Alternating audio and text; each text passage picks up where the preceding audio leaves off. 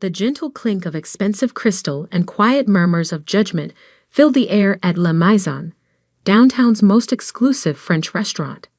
My father's 60th birthday celebration was in full swing.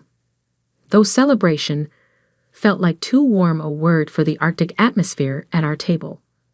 I'm Olivia Winters, though my family prefers to call me Liv. Their way of diminishing everything about me, right down to my name. At 29, I'm the youngest of 3 children and, according to family consensus, the only failure in a long line of Winters' success stories. I adjusted my simple black blazer, purchased from a department store, a fact my sister Catherine had already pointed out twice, and took another sip of water. Around me, my family was dressed in their finest, designer labels, luxury watches, and enough diamonds to finance a small country. Liv, darling. My mother Margaret's voice dripped with practiced concern. Are you sure you don't want wine? Your father's treating. She emphasized the word treating as if to remind me I couldn't afford the $200 bottles they were casually ordering. Water's fine, Mom. I'm working later. My brother James nearly choked on his foie gras, still picking up shifts at that diner. What is it now? 3 years. 4, I corrected quietly. The Bluebird Cafe. A waitress, Catherine sighed, adjusting her Cartier bracelet. With a Stanford degree. Daddy, do you remember when she turned down that position at Goldman Sachs? Could have been junior VP by now. Dad looked up from his phone briefly. Let's not rehash old disappointments. It's supposed to be a celebration. I bit back a smile. If they only knew about the meeting I'd had that morning. About the papers sitting in my lawyer's office. About what was about to hit the evening news in exactly 47 minutes. Speaking of celebrations, Catherine continued. James just closed another major acquisition. Tell them, James. My brother straightened his Hermes tie. Winters Investment just acquired Peterson Tech. Small firm, but their AI division showed promise. Got it for a steal. They didn't even know what they had. I took another sip of water, remembering the frantic call I'd received from Peterson Tech's CEO last week. Are you sure about this, Ms. Winters? Selling to your brother's firm seems. Trust me, Tom, I had assured him. Everything's proceeding exactly as planned. Liv? Mom's voice snapped me back. Are you even listening? Your brother is talking about his success. Sorry, just thinking about my shift schedule. James laughed. That sharp, dismissive sound I'd grown to expect. Must be complicated, keeping track of all those coffee orders. How much does that pay now? Minimum wage plus tips? Something like that. You know, Catherine leaned forward, her diamond earrings catching the light. My friend Sarah's company is hiring administrative assistants. Entry level, but it's a real job, in an office. Thank you, but I'm good where I am. Good. Dad finally put his phone down. Olivia, you live in a studio apartment in the worst part of town. Drive a car that's older than your career. Haven't taken a vacation in years. That's not good. That's settling. I checked my watch. 32 minutes. We're just worried about you, dear, Mom added. All that potential, just wasted. Even your old professors ask about you. Such a bright student, they say. What happened? What happened was 4 years of careful planning, of building something revolutionary while they were all too busy judging me to notice, of waiting for exactly the right moment to. My phone buzzed. A message from Marcus, my CFO. Stock transfer complete. Press release in 30. You ready for this? I texted back. Born ready. Family's all here. At least she's not asking for money, James offered, as if that was a consolation. Remember when she wanted us to invest in her tech startup idea? Catherine laughed. What was it called again? Winter something? Winter Tech Solutions, I supplied. The company name I'd abandoned 4 years ago when I realized my family would never take me seriously. The day I decided to build everything under a different name, a different identity, while maintaining my waitress cover. Well, thank goodness, you didn't waste any family resources on that, Mom said. Though speaking of resources, James, tell them about the new house you're buying. James launched into a detailed description of his future mansion, complete with wine cellar and private tennis court. I let his words wash over me, watching the minutes tick down. 10 minutes. 5 minutes. 1 minute. The restaurant's background music suddenly cut out, replaced by the familiar jingle of the evening news. The massive screen above the bar, usually showing muted sports games, flickered to life with the volume up. Breaking news, the anchor announced. In what's being called the largest tech acquisition in the city's history, mysterious company Phoenix Digital has just revealed its ownership of 12 major tech firms, including Peterson Tech. James's fork clattered against his plate. What? The combined value of these acquisitions exceeds $4 billion, the anchor continued. And in a surprising revelation, Phoenix Digital's founder and CEO has been announced as. My family's faces turned toward the screen in perfect synchronization, just in time to see my corporate headshot appear. Olivia Winters, who reportedly built her tech empire in secret while working as a waitress at a local cafe. The silence that fell over our table was absolute. Mom's wine glass froze halfway to her lips. Dad's phone slipped from his fingers. Catherine's perfect composure cracked like fine china. I dabbed my mouth with my napkin and stood slowly. I should go. My shift starts in an hour. Your shift? James choked out. Of course, I smiled. I own the cafe too, along with this restaurant, and the building it's in. Amazing what you can build while people underestimate you. I gathered my department store blazer and practical handbag. Dinner's on me. Order whatever you want.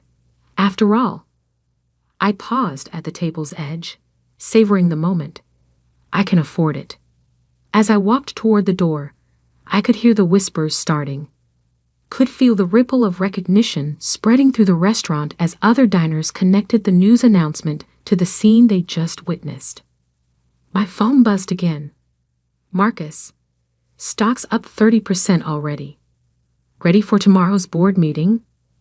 I stepped out into the cool evening air, where my driver waited with a car that definitely wasn't my old Honda. Ready? I texted back. And Marcus? Make sure the boardroom has a good view of my brother's office building, the one I just bought. Because sometimes the best revenge isn't proving people wrong. It's letting them discover exactly how wrong they've been all along. And this was just the beginning. The morning after my father's birthday dinner, I sat in my real office, not the small locker room at the Bluebird Cafe, but the entire top floor of the Phoenix Digital headquarters downtown. Floor-to-ceiling windows offered a panoramic view of the city I'd quietly been reshaping for the past 4 years. My phone hadn't stopped buzzing since last night. 47 missed calls from James, 32 from Catherine, 65 from Dad, 51 from Mom, and exactly 248 text messages, each one more desperate than the last. I scrolled through them while sipping my morning coffee, the same cheap diner blend I'd grown to love during my waitress years. Old habits die hard. James, Olivia, we need to talk. This is insane. Mom, darling, please call us. We're worried. Catherine, owned he live. Why didn't you tell me? I've been trying to reach Sarah about that assistant job. Dad, family emergency meeting. 9 a.m. The firm. Be there. I checked my watch. 8:57 a.m. They be gathering now in the Winters Investment Partners conference room, probably expecting me to come running at their summons like I used to.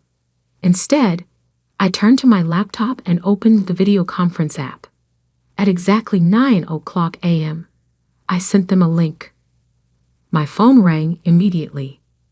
What is this? James's voice was tight with barely controlled rage. If you want to meet, we'll do it my way, I replied calmly. Click the link. One by one, their faces appeared on my screen. Dad at the head of their conference table, looking older than he had last night. Mom beside him, eyes red-rimmed like she hadn't slept. James pacing behind them, and Catherine perched on the edge of her seat, perfectly manicured nails drumming against the mahogany. Why aren't you here in person? Dad demanded. I leaned back in my chair, letting them see the city skyline behind me. I have 3 other meetings this morning. This seemed more efficient. Efficient? James exploded. You've been lying to us for years, playing some twisted game, pretending to be a waitress while building a multi-billion-dollar tech empire, I supplied. And I never lied. You just never asked the right questions. Olivia, Mom started, her voice wobbling. We just don't understand. Why did you let us think? Let us treat you like a failure. I finished for her, like someone beneath you? That's exactly why. I pulled up a document on my screen and shared it. This is a transcript from the family dinner 3 years ago when James announced his promotion to CEO. Would you like me to read your exact words, Dad? He paled slightly. That's not necessary. Thank God James stepped up. I read anyway. He understands what it takes to succeed in this business, unlike some people who just don't have the stomach for real power. Catherine shifted uncomfortably. That was a long time ago. 2 months ago, I continued, switching documents. At Cousin Sarah's wedding, James told everyone I was finding myself through menial labor. Last Christmas, Catherine suggested I might qualify for low-income housing assistance. And just last night, you all sat there assuming I couldn't afford a meal at a restaurant I own. We were worried about you, Mom protested. No, I said quietly. You were comfortable with me failing. It made you feel better about yourselves. I pulled up another document. This one showing a list of acquisitions and their values. While you were pitying me, I was building something extraordinary. Not through family connections or inherited privilege, but through actual innovation and hard work. James snorted. Is that supposed to impress us? Anyone can get lucky with a few tech deals. 12 major acquisitions. I cut in. All prime tech firms.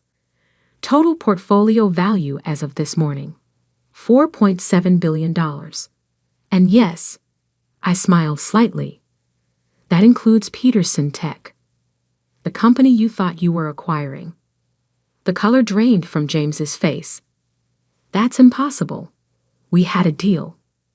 You had a front row seat to a lesson in due diligence, I corrected. Tom Peterson was working for me the entire time. You were so busy looking down your nose at the waitress that you never bothered to check who really owned his company's patents. Dad leaned forward, and I recognized the look in his eyes. It was the same one he used to give potential business partners, calculating, measuring, looking for an angle. Olivia, he said, his voice taking on that smooth deal-maker tone. Clearly we've underestimated you. But now that we know what you've built, we can work together. Merge Phoenix Digital with Winters Investment. Combine our resources. No. The word hung in the air like a thunderclap. What do you mean, no? Catherine asked, incredulous. I mean, no. I'm not interested in a merger or a partnership or whatever scheme you're already cooking up to get control of what I've built. We're family, Mom pleaded. Family? I laughed softly. Yesterday, I was the embarrassment you've had to explain at parties. Today, I'm family? I pulled up one final document. This is today's schedule for the Winters Investment Building. Your lease expires in 60 days. I won't be renewing it. You can't do that. James shot to his feet. That's been our headquarters for 30 years. Actually, I can, and I am. Consider it a reminder of what happens when you judge people based on appearances. I checked my watch. Now, if you'll excuse me, I have a meeting with the governor about making our city the next major tech hub. A real meeting in person. Olivia, wait. Dad started, but I was already reaching for the disconnect button. Oh, and James, I added, clean out your office by the end of the month. Some of us waitresses might need to mop the floors. I ended the call and sat back, letting out a long breath. My assistant's voice came through the intercom. Ms. Winters, the governor's office is on line 1. I straightened my blazer. Armani now, though they'd never know, and smiled. Put him through. And Sarah? Send a gift basket to the staff at the Bluebird Cafe. They're about to get some very angry visitors. As I picked up the phone, I glanced at the framed photo on my desk. It was from my first day at the cafe. Apron tied, name tag crooked, serving coffee with a smile. The woman who trained me, Betty, had taught me more about people and business than any MBA program ever could. Sometimes, she told me, you have to look up from the bottom to see how high you can really build. I had built higher than my family ever imagined possible, and I was just getting started. The next 2 weeks unfolded exactly as I'd expected. My family, never ones to accept defeat gracefully, launched a campaign to either discredit me or force their way into my success. First came the rumors, whispers in country club lounges about how I must have acquired my fortune through questionable means. After all, how could a waitress build a billion-dollar empire legitimately? I was reviewing acquisition proposals in my office when my assistant Sarah burst through the door. Your sister's here. She doesn't have an appointment. I glanced at the security feed. Catherine stood in the lobby, Hermel's bag clutched like a shield, looking uncomfortable among the young, casually dressed tech employees bustling through our open-concept workspace. Sent her up. When she walked in, her eyes widened at my office. No doubt she'd expected something less impressive. The space probably made her firm's executive suite look like a storage closet. Nice view, she said, trying for casual as she sat across from me. Though the furniture's a bit minimal. I looked at my deliberately simple desk, chosen because it matched the one Betty used at the Bluebird Cafe. What do you want, Catherine? She pulled out a folder. I've been going through some old family documents. Did you know that technically, as the oldest, I have a claim to any business using the Winters name? Stop. I held up my hand. Phoenix Digital has no connection to Winters Investment. I made sure of that. Her face fell. But surely we could work something out. James is struggling. Dad too. That building was their legacy. No, I corrected. That building was their comfort zone. They're not angry about losing an office. They're angry about losing control. They sent me to offer you a deal, she admitted finally. Of course they did. Let me guess. They'll stop spreading rumors about my business practices if I lease them back their office space. Her silence was answer enough. I turned back to face her. Here's what's going to happen instead. You're going to leave here and tell them that their threats are as ineffective as their business strategy. Then you're going to watch as I acquire the Wilson portfolio next week. Yes, the same one James has been chasing for 2 years. How did you know about Wilson? I smiled. Because I own the building where your firm holds its confidential board meetings. And unlike you, I actually talk to the maintenance staff. They hear everything. Just then my phone buzzed. A text from security. James Winters, attempting to access server room. Right on schedule, I murmured. Excuse me, Catherine. I have to deal with something. Our brother just broke into my building's restricted area, probably looking for evidence of wrongdoing. Her face paled. How did you? Cameras everywhere. Would you like to join me? It should be enlightening. We took my private elevator down. When the doors opened, we found James being detained by 2 security guards, both former Bluebird Cafe employees I'd promoted. Looking for something? I asked calmly. James struggled against the guards. You must have dirt hidden somewhere. Nobody builds this much this fast without. Without what? Hard work? Understanding how technology actually works. Treating people with respect regardless of their position. I nodded to the guards. These men used to serve coffee with me. Now they run my building security because I saw their potential instead of looking down on them. Olivia. Catherine interrupted. You've made your point. What do you want from us? Want? I laughed softly. I don't want anything from you. That's what none of you understand. I built this company by choice, not necessity. I worked at the cafe by choice, not failure. I turned to the guards. Please escort my brother out. And James? The next time you try to break in, I'll press charges. Family or not. That evening, I received an email from Dad. Olivia, your mother and I have been doing some reflection. Perhaps we were wrong about your choices. The firm is struggling without the building, and your recent acquisitions have shown us that maybe we don't understand the market as well as we thought. I'd like to have dinner. Just us. No business talk, no deals, just a father trying to understand his daughter. Dad, I stared at the message for a long time, remembering all the dinners where they'd looked through me. All the times they dismissed my ideas.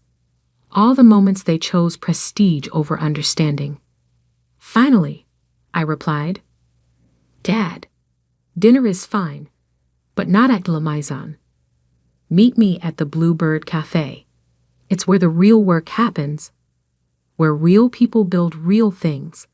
If you want to understand me, start by understanding them. Come alone. No James, no Catherine, no hidden agendas. Olivia. The next evening, I sat in my usual booth at the Bluebird, nursing a cup of coffee. The door chimed, and Dad walked in, looking completely out of place in his bespoke suit. The regular customers, workers ending their shifts, students with laptops, families on budgets, looked up briefly before returning to their meals. Dad slid into the booth, clearly uncomfortable. Interesting choice of venue. This is where I learned my most valuable lessons about business, I said. Not at Stanford, not at the firm. Here, listening to people who actually build things. He picked up the laminated menu, probably the first non-fine dining menu he touched in decades. I don't understand why you did it this way. Why not just tell us? Would you have listened? Or would you have tried to control it, shape it into your version of success? He was quiet for a long moment. We thought we were protecting you. No, I said firmly. You thought you were protecting your image of what success should look like. You never asked what I wanted to build. Betty came over, still working the evening shift by choice, though she now owned shares in both the cafe and Phoenix Digital. The usual, Olivia? She asked with a warm smile. Thanks, Betty. How's Michael doing at MIT? Top of his class, she beamed. Those scholarships you arranged really helped. After she left, Dad stared at me. You know their names, their stories. I know everyone's names, their stories, their potential. That's why I succeeded where you and James failed. You see buildings as assets. I see them as communities. Dad looked around the cafe with new eyes, finally seeing what I'd seen years ago. Teach me, he said suddenly. I raised an eyebrow. Teach you what? Not about business, not about real estate. Teach me how to see what you see. For the first time in years, I heard genuine humility in his voice. Okay, I said slowly. But we start from the ground up, literally. Tomorrow morning, 5:00 a.m. Meet me at the Blue Bird. Wear comfortable shoes. What are we doing at 5:00 a.m.? I smiled. Making coffee, serving people. Learning that success isn't just about what you own. It's about what you build and who you build it with. As we finished our coffee, I noticed Betty bringing over a piece of pie, my usual end-of-shift order. Add his to my tab, Dad said quickly, reaching for his wallet. No need, Betty replied. Olivia owns the place, has for 3 years. Never changed a thing except to make sure we all had health insurance and a stake in the business. Dad set down his fork, finally understanding. I hadn't just built buildings. I'd built relationships, trust, and communities. I'm sorry, he said quietly, for not seeing you. Really seeing you. I know, I replied. That's why tomorrow we start with open eyes. As we left the cafe, Dad looked up at the skyline, my skyline. You know, he said thoughtfully, I never really looked up from my office until now.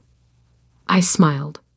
Sometimes you have to start at the bottom to truly understand the view from the top. The next morning, when Dad arrived at the Blue Bird at 5:00 a.m., he found me already there in my old apron, helping Betty open for the day. The look of surprise on his face was priceless, but the lesson was clear. True power isn't about titles or corner offices. It's about understanding every level of what you build, respecting everyone who helps build it, and never forgetting where you started. Even now, years later, I still keep my old Bluebird Cafe apron hanging in my office. Not as a reminder of where I came from, but as a reminder of who I really am. Someone who built success from the ground up. Because sometimes the greatest revenge isn't proving people wrong. It's becoming so undeniably right that they have no choice but to see it for themselves. And as I watched my father tie on an apron for the first time in his life, I knew that some lessons are best learned over a cup of coffee and a slice of humble pie.